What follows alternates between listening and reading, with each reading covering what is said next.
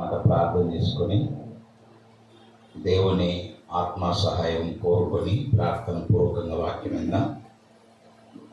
దినవృత్తాంతములు మొదటి గ్రంథం 4వ అధ్యాయము 9-10 వచనాలు.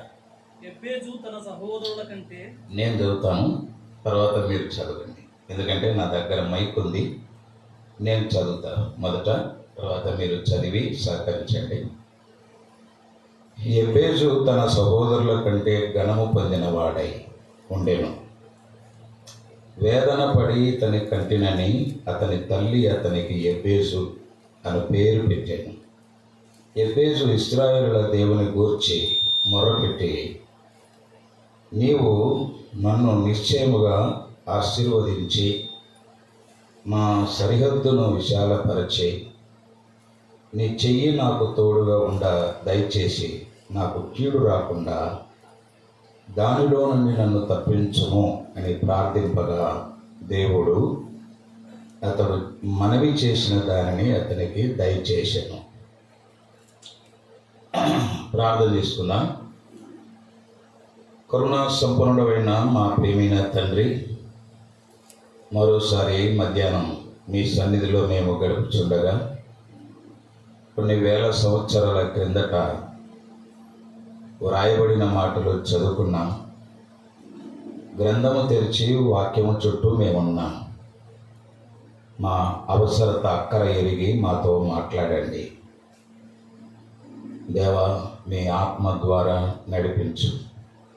మీ ఆత్మ ద్వారా మా అందరితో మాట్లాడి మా హృదయాలలో బలమైన కార్యం జరిగించమని స్థానిక సంఘము ప్రయాసపడి ఖర్చుబడి చేసి పనికి పూనుకొనగా సంఘానికి బయటి గ్రామాల నుంచి వచ్చిన సంఘాలకు మేలు చేయమని, మేము చదువుకున్న ఈ వాక్య భాగాలు మా కొరకై దీవించమని, మాకు క్షేమము దయచేయమని మీ దాసుని బలపరచమని మా ప్రభువైన క్రీస్తు యేసు ఘనమైన నామమున స్తోత్రములు చెల్లించి వేడుకొనుచున్నాము తండ్రి.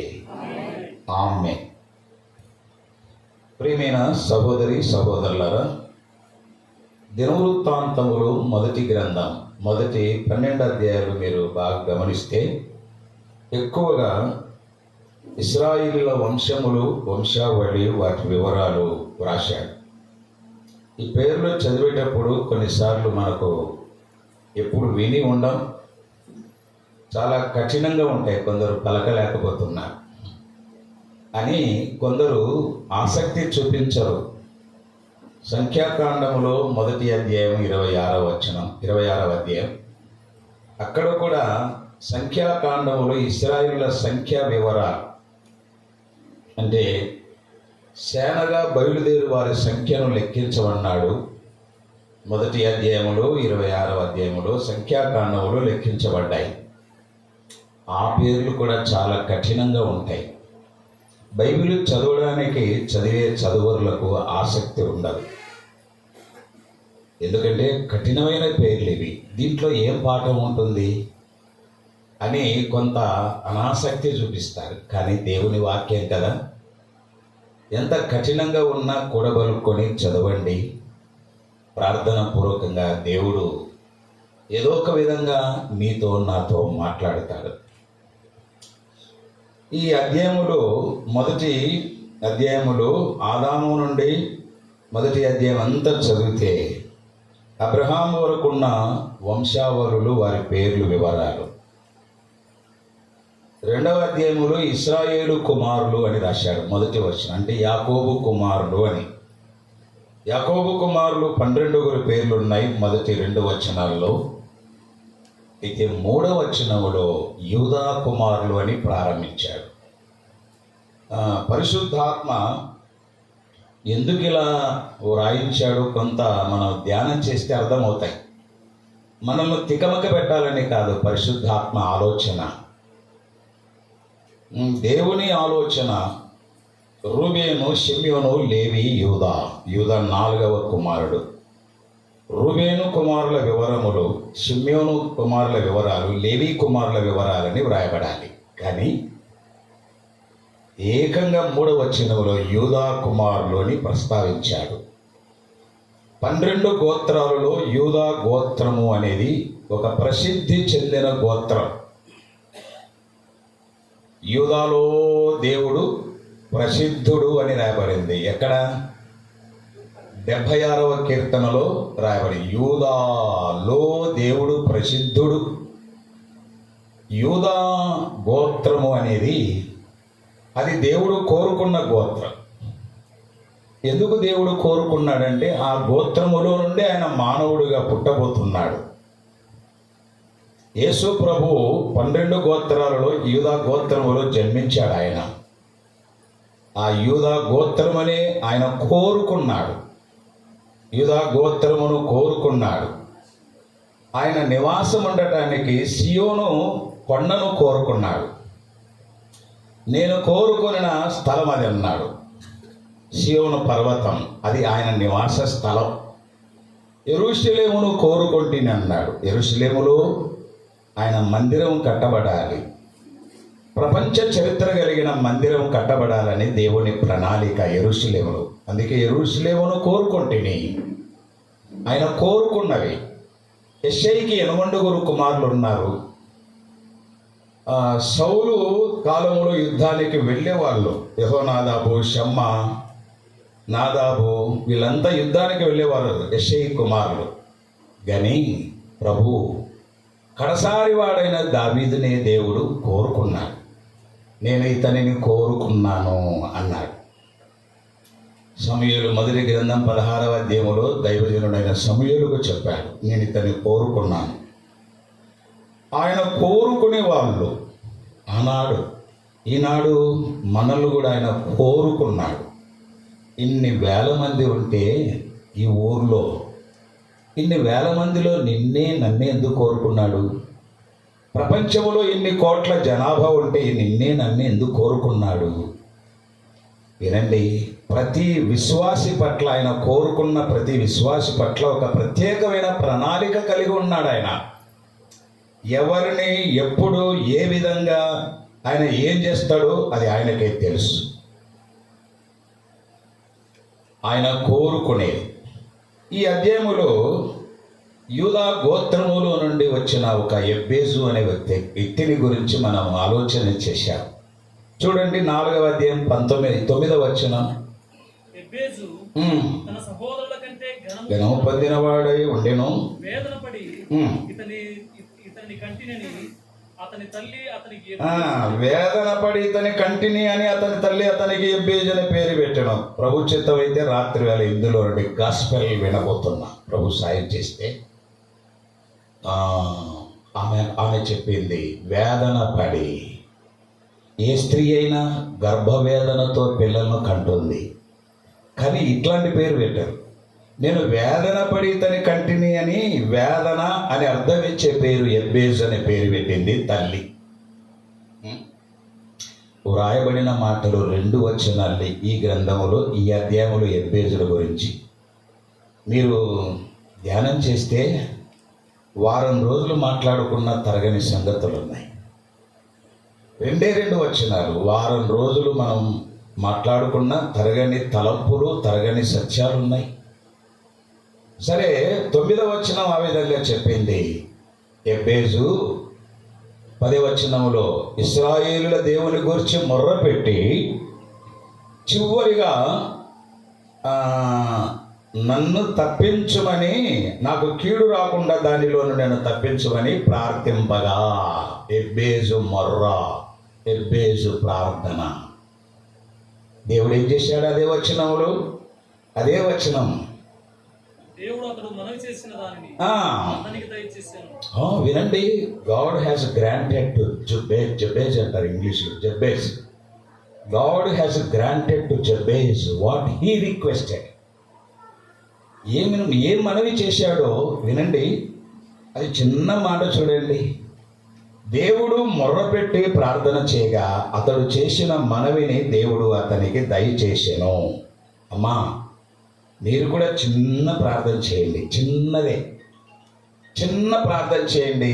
ఎబ్బేజు ప్రార్థనకు జవాబిచ్చిన దేవుడు నీ ప్రార్థనకు, నా ప్రార్థనకు జవాబిస్తాడు. అయితే కొంచెం అక్కడ సాక్ష్యం కలిగి ఉన్నాడు. ఎబ్బేజు తన సహోదరులలో ఘనము పొందినవాడు, మంచి సాక్ష్యము కలిగి ప్రార్థన చేశాడు. దేవుడు అతని ప్రార్థన ఆలకించి ఏం చేశాడు? దానికి జవాబు ఇచ్చేశాడు. వినండి, మనము నమ్మిన ప్రభు మనం ప్రార్థించాలని ఎదురు చూస్తున్నాడు. ఈ స్థలమందు చేయబడు ప్రార్థనల మీద నా కనుదృష్టి నిలుచును అన్నాడు దినవృత్తాంతములు 2వ గ్రంథం 7వ అధ్యాయంలో. ఈ స్థలమందు చేయబడు ప్రార్థనల మీద నా కనుదృష్టి ఉంచును. ఆయన చెవులన్నీ కూడా, ఆయన దృష్టి అంతా కూడా ఎవరు ప్రార్థన చేస్తారా విందామా అని చూస్తున్నాడు. ప్రార్థన చేయడం లే, అంతే. ఇంటికి పోయి మొదలు పెట్టండి, ప్రార్థన లేదా? ఇంటికి పోయి మొదలు పెట్టండి, ప్రార్థన చిన్న ప్రార్థన చేయండి. ప్రార్థన అనేది ఒక పవర్ హౌస్ వంటిది. పవర్ హౌస్లో పవర్ ఉంటే సిమెంట్ నగర్ అంతా కరెంట్ ఉంటుంది.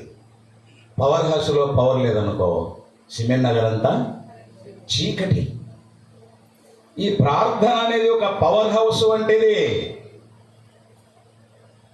పవర్ హౌస్లో కరెంట్ ఉంటే ఊరికంతా వెలిగించినట్లుగా ఏ ఇంటిలో, ఏ సంఘములో, ఏ విశ్వాసిలో ప్రార్థనలు ఉండడో ఆ విశ్వాసి, ఆ గృహాలు, ఆ సంఘాల అనుభవాలు వేరండి. నేను 10వ వచనంలో ఎబ్బేజు చేసిన ప్రార్థనలో 4 విషయాలు ఉన్నాయి, జ్ఞాపకం చేస్తున్నాను. చూడండి 10వ వచనం. ఎబ్బేజు ఇశ్రాయేలుల దేవుని గురించి మొర్రపెట్టి నీవు నన్ను నిశ్చయముగా ఆశీర్వదించి. ఇది నంబర్ 1. ఎంత స్పష్టంగా ఉందో చూడండి ప్రార్థనలో.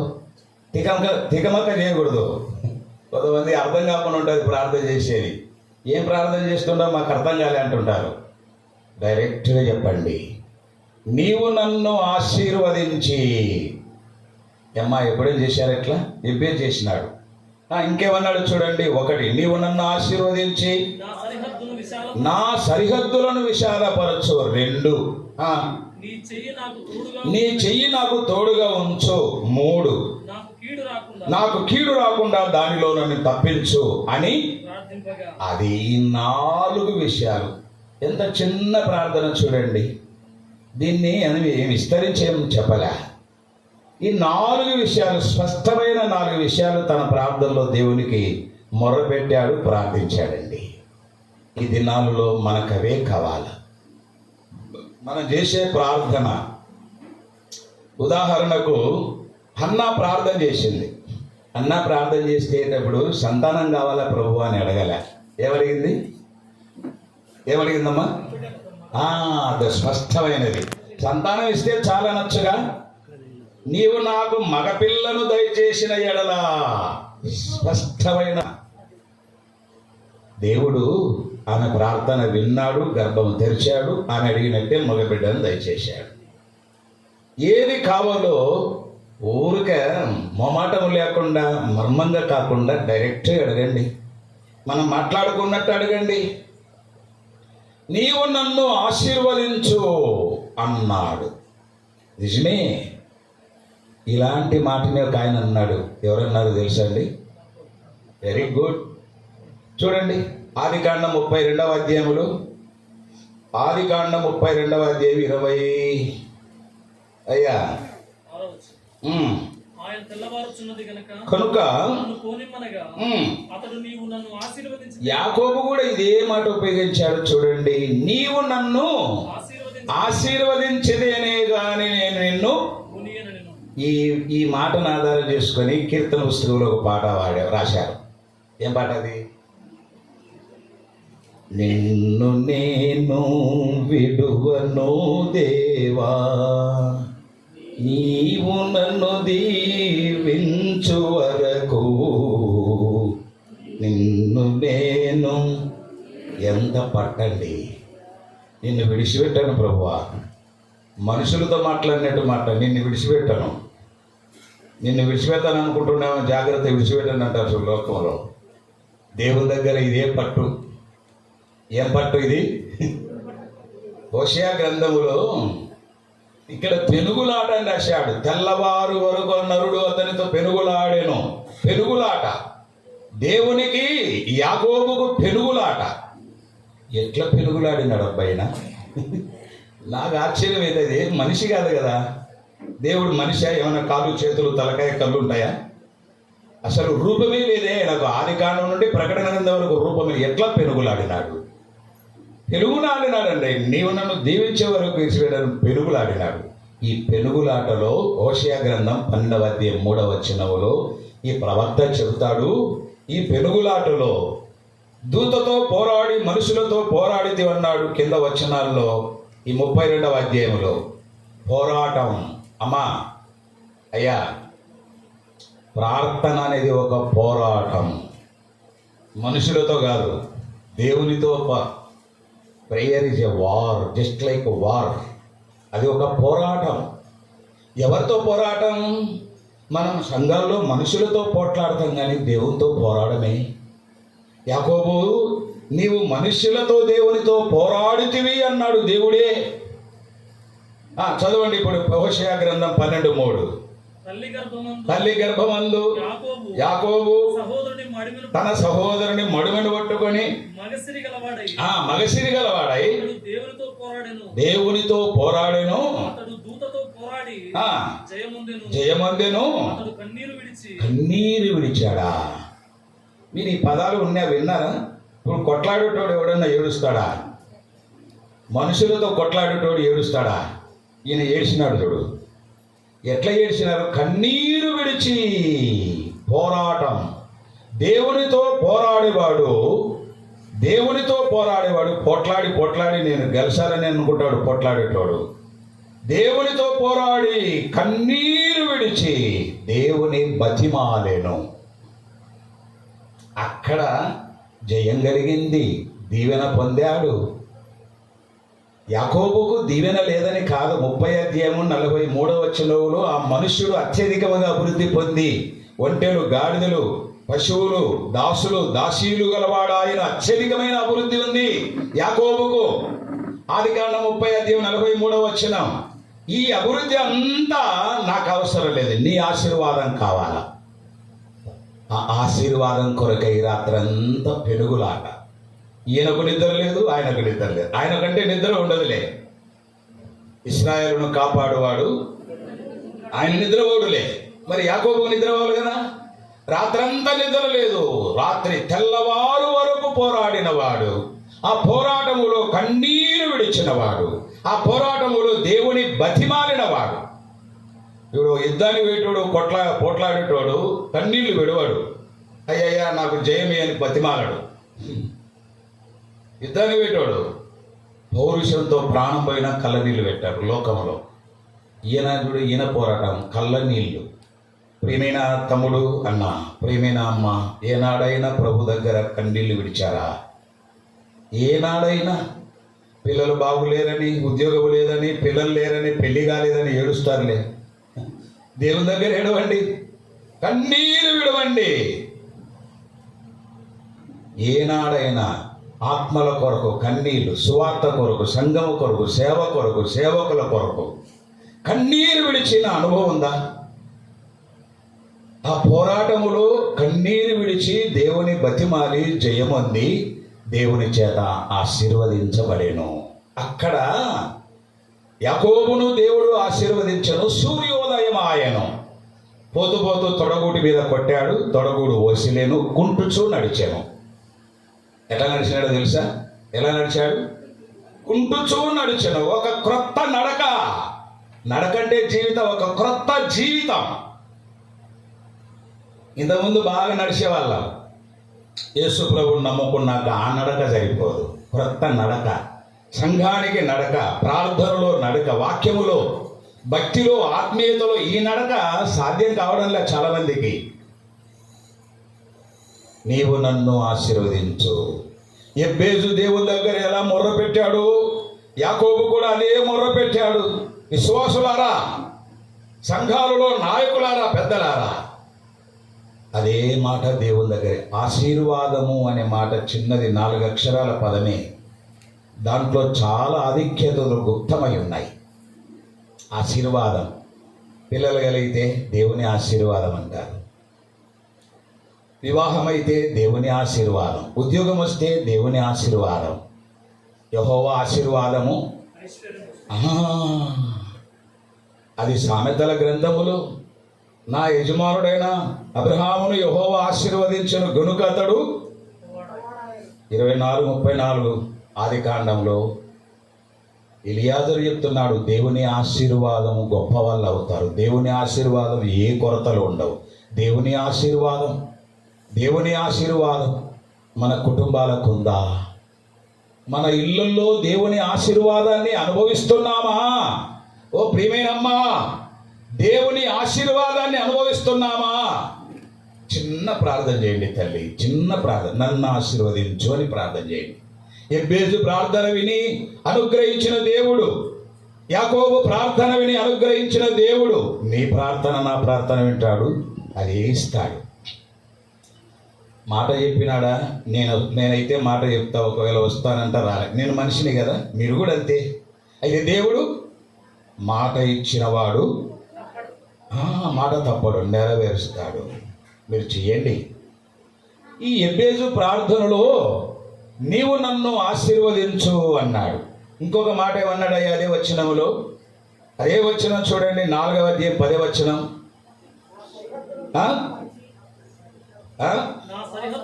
నా సరిహద్దులు విశాలపరచు అన్నాడు. ఓ ప్రియమైన తమ్ముడు, అన్న, అమ్మా, ఈయన చేసే ప్రార్థన నాకు ఆశ్చర్యంగా ఉంది. ఎవరు చేయడం ఇట్లాంటి ప్రార్థన? నా దేవా, నా సరిహద్దులు విశాలపరచు. నీ సరిహద్దులు అనలేదు, నా సరిహద్దులు. అంటే ఈయన కొన్ని సరిహద్దులు వేసుకున్నాడు అన్నమాట. సరిహద్దు అంటే బౌండరీస్. ఇప్పుడు భారతదేశానికి పాకిస్తాన్కు, భారతదేశానికి చైనాకు సరిహద్దులు ఉన్నాయి. బిఎస్ఎఫ్ఐ ఏమంటారు చూడండి, బౌండరీ సెక్యూరిటీ ఫోర్స్ అని. అంటే వాళ్ళ సరిహద్దు దాటకుండా మన వాళ్ళు సరిహద్దు వేశారు, మనం దాటకుండా వాళ్ళు సరిహద్దులో కాపలా పెట్టారు. అది దేశ సరిహద్దులు. గ్రామానికి సరిహద్దులు ఉన్నాయి, అలాగే ఇళ్ళకు కూడా సరిహద్దులు ఉన్నాయి. కొంతమంది వ్యక్తులు తమకుగా తాము సరిహద్దులు వేసుకున్నారు ఎబ్బేసు వలె. నేను దేవుడు వేసిన సరిహద్దు చెప్తాను చూడండి. ఇర్మియా గ్రంథములో 5వ అధ్యాయం 22వ వచనం చూడయ్యా. ఇక్కడ దేవుడు వేసిన సరిహద్దు ఎవరికి వేశాడు? ఏమిటి ఆ సరిహద్దు? 5:22. సముద్రము దాటలేకుండునట్లు దాని తరంగములంటే దాని అలలు ఎంత పొర్లినను అది ప్రబలలేకయు, ఎంత ఘోషించినను అది దాటలేకయు ఉండునట్లు నిత్య నిర్ణయము చేత దానికి వినండి, ఇసుకను, సముద్రమునకు ఇసుకను సరిహద్దుగా నియమించిన దేవుడు. మనం నమ్మిన దేవుడు ఏవి దేవుడు అంటే ఇసుకనే సముద్రానికి సరిహద్దుగా నిర్ణయించాడు. ఇది చూసినారా? సృష్టిలో ప్రతి నీళ్లు ముఖ్యంగా తీసుకోండి. నీళ్లు పారుతున్నాయంటే పారి పారి పారి పారి అంటే వారిపోవాలి. పారి మళ్ళీ వెనక్కోతాయి ఏంటండి? ఈ లాజిక్ ఏంటి? మీరు గమనించినారా? నీళ్లు పారి పారి అట్లా వస్తాయి. అలలు పెద్ద పెద్ద అలలు. సముద్రాలు చూసినారా? నేను 3-4 స్థలాలు సముద్రాలు చూసినాను. సాయంకాలం పూట వెళ్ళండి, పగలంతా నిర్మలంగా ఉంటాయి. సాయంకాలం గాలికి చిన్నగా రేగి రేగి రాత్రి అయ్యేసరికి సుమారు 2-3 అంతస్తుల ఎత్తు అలలు లేస్తాయి. ఇంత అలలు వచ్చి కొట్టుకొని వచ్చిన నీళ్లు మరలా బయటికి రాకుండా దేవుడు ఏం చేశాడు? మరలా వెనక్కి వెళ్ళాల్సిందే. ఏంటది? ఈ లాజిక్ ఏంటో తెలుసా? ఏంటిది? ఈ సైన్స్ కానీ ఇవన్నీ ఎవరికి అంతుపట్టలే. సైన్స్ని అడగండి, శాస్త్రవేత్త సైంటిస్టులు అడగండి, చెప్పలేదు ఇది ఎందుకు ఇలా జరుగుతుంది. అన్ని చెప్తున్నారు కానీ, అన్ని కనుక్కుంటున్నారు కానీ, ఈ నీళ్లు, సముద్రములో ఉన్న నీళ్లు ఇంత పైకి ఎగసి ఘోషించిన దాని అలలు, దాని తరంగాలు ఎంత పైకి లేచినా దాని నీళ్లు బయటికి రాకుండా ఇసుకను సరిహద్దుగా నియమించిన దేవుడు ఆయన. ఇసుక ఎంత అండి అది? ఆ సముద్రపు నీళ్ల ముందర ఇసుక ఎంత? నిజమేనా? ఇసుక ఎంత? సముద్రపు నీళ్ళెంత, ఇసుక ఎంత? అంటే దేవుడు ఇసుకకు ఆజ్ఞాపించాడంతే. దేవుని ఆజ్ఞ ఇసుకకు. ఎంత పోయినా నువ్వు వెనక్కి పంపాల నీళ్ళు అంటే కండిషన్, దేవుని షరతుకు లోబడి ఆ నీళ్లు పొరలొచ్చినా మరలా వెనక్కు వెళ్ళాల్సిందే. అది దేవుడు ఇసుకను సరిహద్దుగా నియమించాడు సముద్రానికి. మరి కొన్నిసార్లు సముద్రంలో నుండి నీళ్లు బయటకు వస్తున్నాయే. ఆమోసు గ్రంథం చూడండి 5వ అధ్యాయం. ఆమోసు గ్రంథములో 5వ అధ్యాయము 8వ వచనం చూడయ్యా. 8వ వచనం. సప్త ఋషి నక్షత్రములను సృష్టించిన వాడు, కారు చీకటి మృగశీర్ష నక్షత్రములను సృష్టించిన వాడు, కారు చీకటిని ఉదయముగా మార్చువాడు, పగటిని రాత్రి చీకటి వలె మార్పు చేయువాడు, సముద్ర జలములను పిలిచి వాటిని భూమి మీద పొర్లి పారచేయువాడు. అక్కడేమో బయటికి రాకుండా ఇసుకను సరిహద్దుగా నియమించాడు ఇర్మియా గ్రంథం 5:22లో. ఇక్కడ 5వ అధ్యాయములో ఆమోసు గ్రంథములో ఇక్కడ ఒక లాజిక్ ఏంటంటే, సముద్ర జలములను పిలిచి ఆయన నేల మీద భూమి మీద పొర్లి పారచేవాడు ఆయనే అన్నాడు. ఏంటిది? దీనికే సైంటిస్టులు వారి భాషలో సునామీ అని పేరు పెట్టారు. సునామీ వచ్చిన సంగతి తెలుసా మీకు?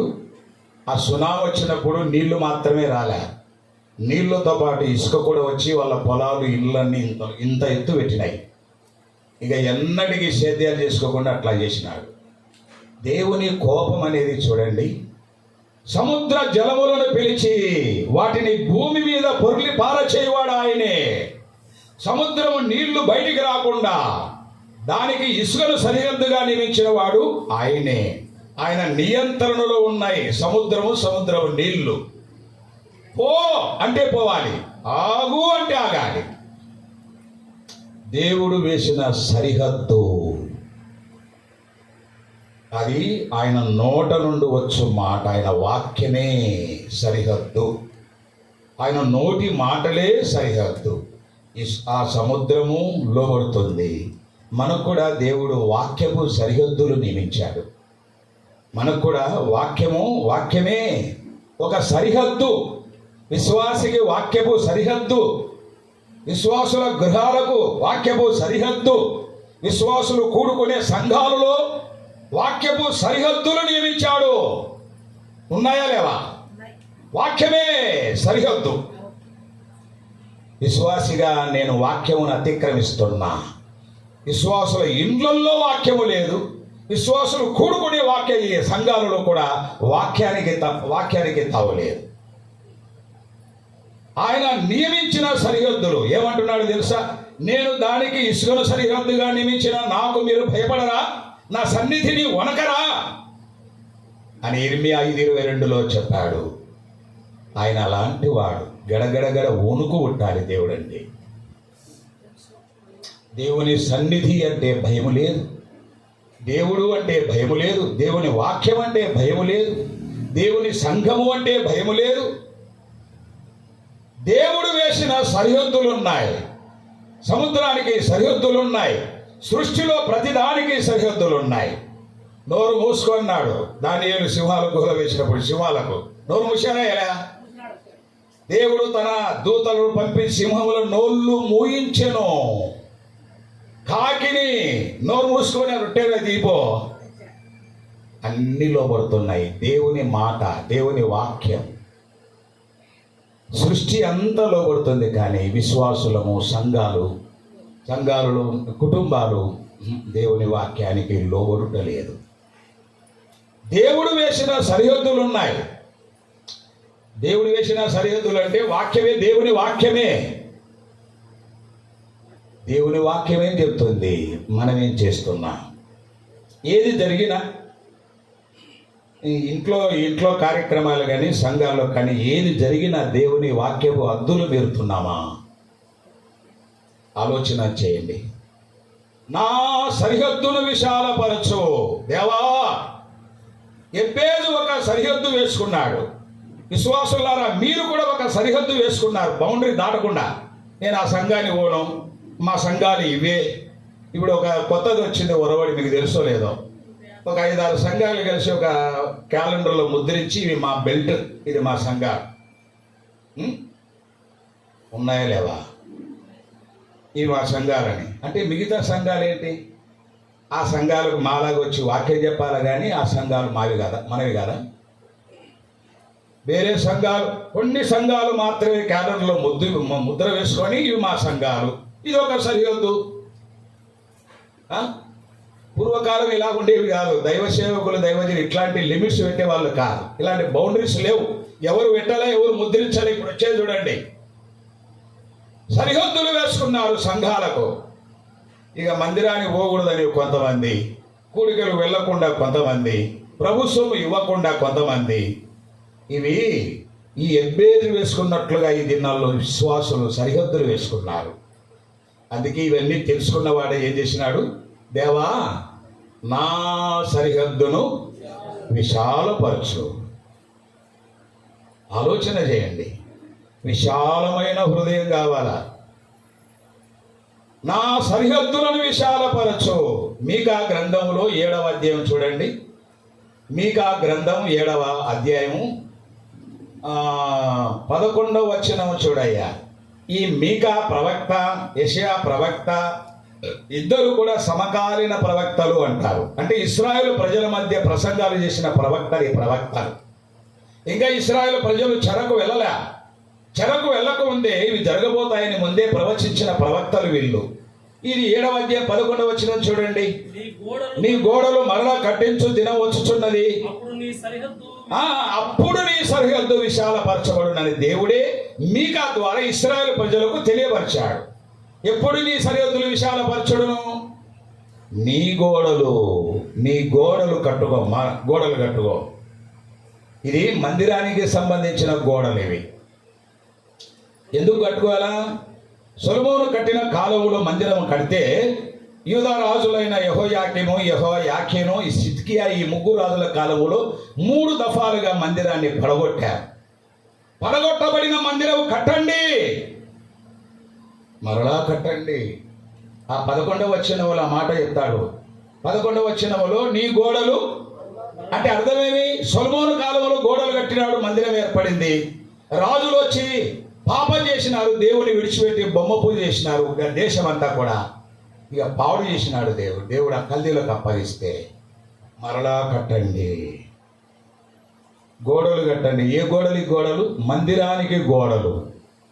ఏ గోడలు? ఈ గోడలు మందిరానికి గోడలు. ఈ మందిరానికి గోడలు లేవనుకోండి, ఈ మందిరానికి 4 వైపులా గోడలు ఊరుకున్నాయనుకోండి, ఎట్లా ఉంటుంది?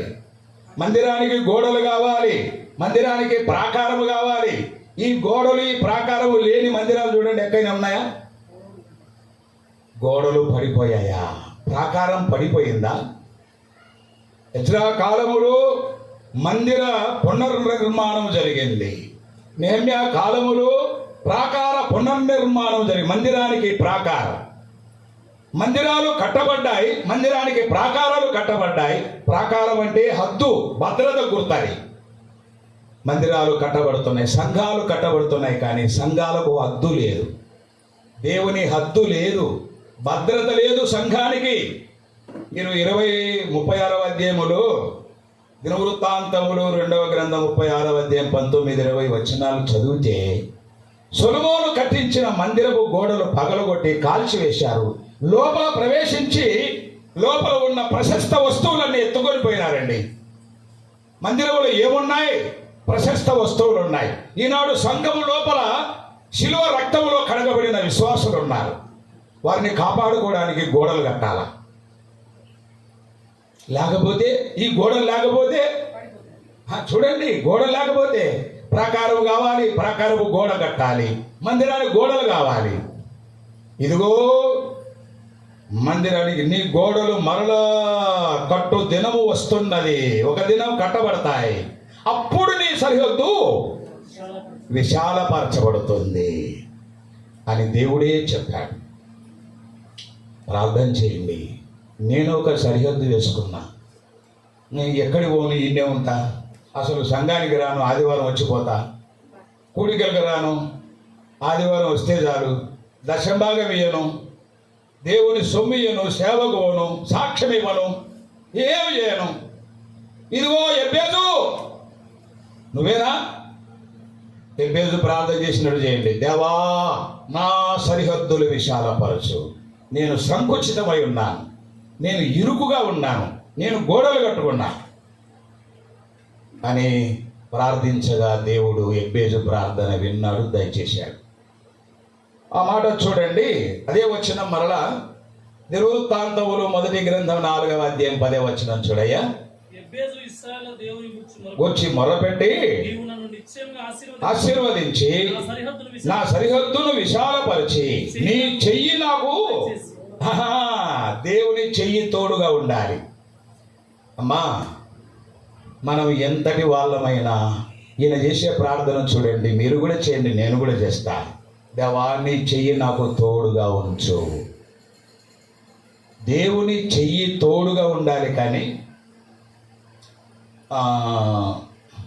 ఎజ్రా గ్రంథం చూడండి, దీని తర్వాత ఉన్న గ్రంథం ఎజ్రా గ్రంథములో 7వ అధ్యాయం చూడయ్యా.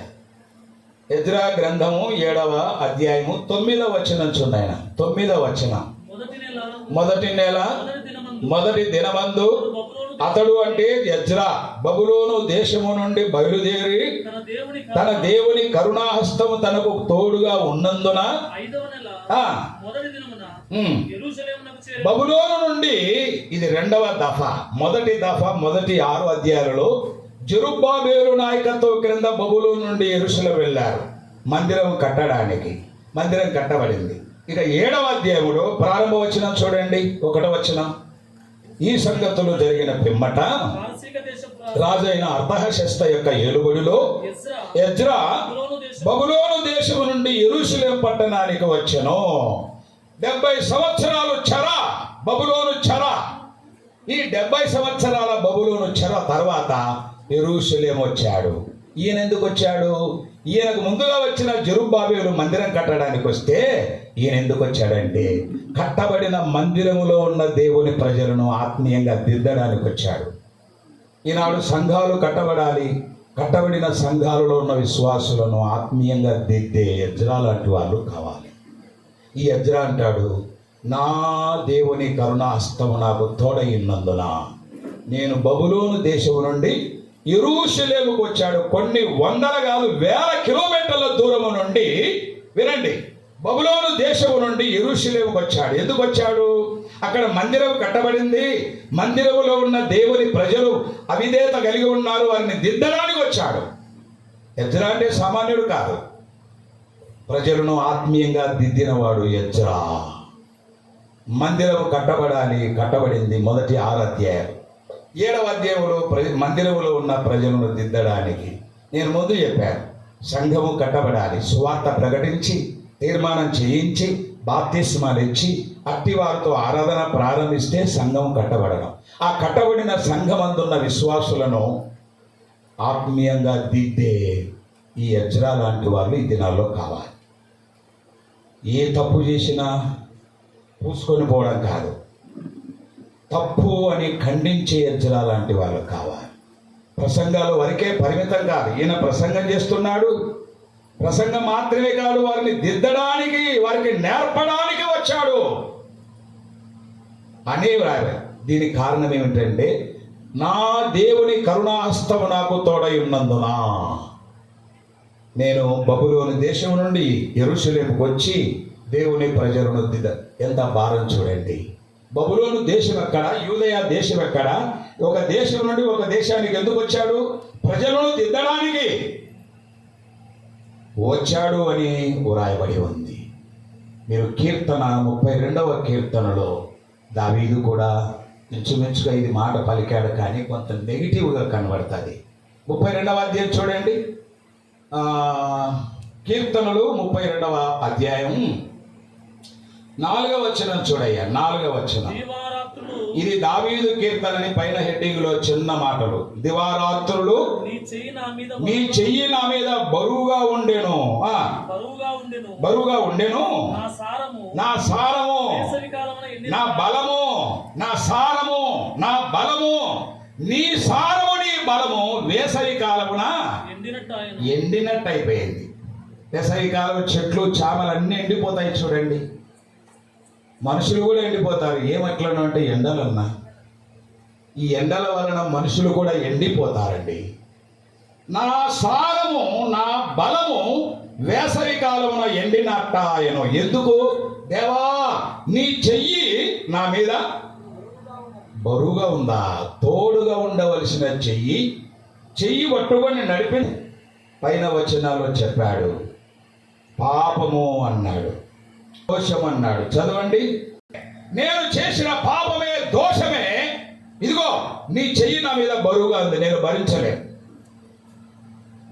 మనుషుల చెయ్యి బరువు అయితేనే చెయ్యి బరువు అయితే తీయంత.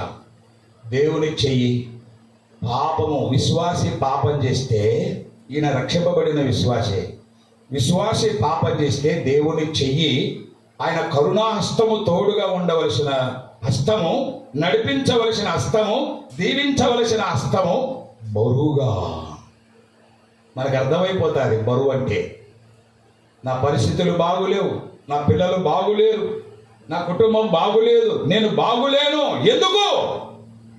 నా పాపము, నా దోషము. విశ్వాసి పాపం చేస్తే దేవుని చెయ్యి బరువు భరించలేరు.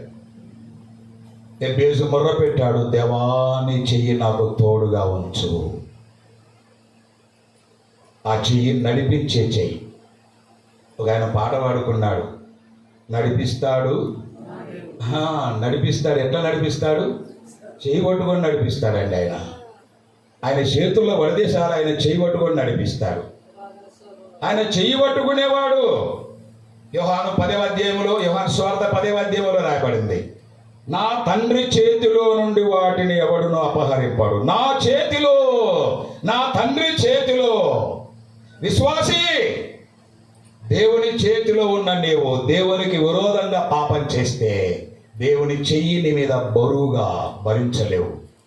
అందుకే తెలిస్తే దా ఎబ్బేజు వలె దేవాన్ని చెయ్యి నాకు తోడుగా ఉంచని ప్రార్థన చేయండి. ఇది 3వ మాట. 4వదిగా అదే గ్రంథములో, అదే అధ్యాయములో 4:10 చూడండి. ఎబ్బేజు ఇశ్రాయేలుల దేవుని గూర్చి మొర్రపెట్టి, నీవు నన్ను నిశ్చయముగా ఆశీర్వదించి నా సరిహద్దును విశాలపరిచి నీ చెయ్యి నాకు తోడుగా ఉండ దయచేసి మీ కొత్త నిబంధనలు ఈ మాట గుర్తొచ్చిందా ఎవరికైనా? కొత్త నిబంధనలు కూడా ఉంది ఇదే మాట. 6వ అధ్యాయం 13వ వచనములో, దుష్టుని ప్రార్థన ఏమని నేర్పవంటే, దుష్టుని నుండి నన్ను తప్పించు. ఆ దుష్టుని దగ్గర నంబర్ వేసి క్రింద ఫుట్ నోట్లో కీడు నుండి తప్పించు అని ప్రార్థన చేసిన ఎబ్బేజు. నిజమే, ఏ కీడు జరగకుండా ఆయన తప్పించేవాడు ఆయనే. 48వ అధ్యాయం చూడండి. ఆదికాండములో ఆ కుమారులను దీవించేటప్పుడు, ఆదికాండం 48వ అధ్యాయం చూడండి. అసలు ఈ మాట ఎలా, 48వ అధ్యాయం 16వ వచనం చూడండి. 16వ వచనం 15 చూడయ్యా. 15 అతడు అంటే యాకోబు యోసేపును దీవించి, నా పితరులైన అబ్రాహాము ఇస్సాకులు ఎవని ఎదుట నడుచుండిరో ఆ దేవుడు, నేను పుట్టినది మొదలుకొని నేటి వరకును ఎవడు నన్ను పోషించిన ఆ దేవుడు. చదవండి. సమస్తమైన కీడులలో నుండి, కీడు కాదు, సమస్తమైన కీడులలో నుండి నన్ను తప్పించిన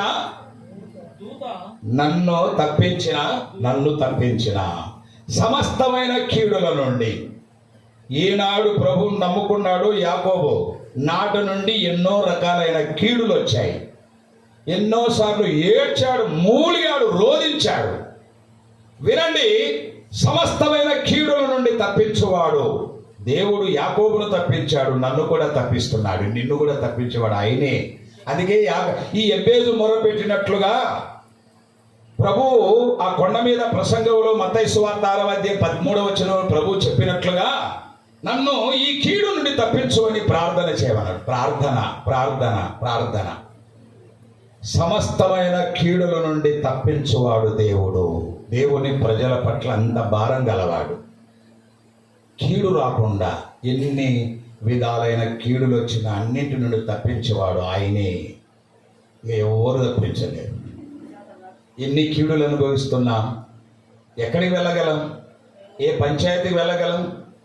ఎవరి దగ్గర అడగగలం? ప్రార్థన చేయండి, ఎబ్బేజు లాంటి ప్రార్థన చేయండి.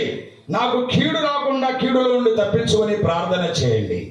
ఏ విషయాలు ప్రార్థనలు పెట్టి మొరపెట్టి ప్రార్థన చేశాడో ఎబ్బేజు, అటన్నిటినీ దేవుడు విని దానికి జవాబు దయచేసిన దేవుడు అని మనము దేవుని వాక్యములో నుండి చదువుతున్నాం. కీడు ఎక్కువ కీడు కొందరికి. ఎందుకో తెలుసా? కొందరు విశ్వాసులకు ఎక్కువ కీడు అనుభవిస్తున్నారు. ఎందుకో తెలుసా? యోహాను సువార్త 5వ అధ్యాయం 14 వచనం. అక్కడ 5వ అధ్యాయంలో ఒక వ్యక్తిని స్వస్థపరిచిన తర్వాత ప్రభు ఏమన్నాడంటే, 5వ అధ్యాయం 14 వచనం యోహాను సువార్త. మరెక్కువ కీడు నీకు కలగకుండునట్లు ఇకను పాపము చేయకు అని చెప్పగా వాడు వెళ్ళి తను స్వస్థపరిచిన వాడు యేసు అని. పాపములో ఉన్నవాడు పాపాన్ని ఒప్పుకున్నాడు, విడిచిపెట్టాడు, విశ్వాసిగా ఉన్నవాడు మరలా పాపం చేస్తే మరి ఎక్కువ కీడు కలుగుతుంది. ఎవ్వరికి జరగని కీడు అనుభవిస్తాం. ఈ కీడులన్నిటి నుండి నన్ను తప్పించు ప్రభువా. క్రొత్త నిబంధనలో ప్రార్థన, పాత నిబంధనలో ఎబ్బేజు ప్రార్థనది. ఇలాంటి ప్రార్థన అనుభవాలు ఎబ్బేజు వలె కలిగి ఉండి, ఎబ్బేజులాగా మనం కూడా జవాబు పొంది ప్రభు చేత దీవించబడదాం. అలా ఉండడానికి ప్రభువు సహాయం చేయనుగాక. ప్రభు ఈ తలంపులు మనందరి వినికిడిలో దీవించునుగాక. ప్రేమగల మా తండ్రి, మేము విన్న వాక్య సత్యములన్నీ మా హృదయంలో ముద్రించు. పరిశుద్ధాత్మ కార్యం మా యందు జరిగించమని మా రక్షకుడైన క్రీస్తు పేరట స్తోత్రం చెల్లించి వేడుకొనుచున్నాము తండ్రి. ఆమేన్.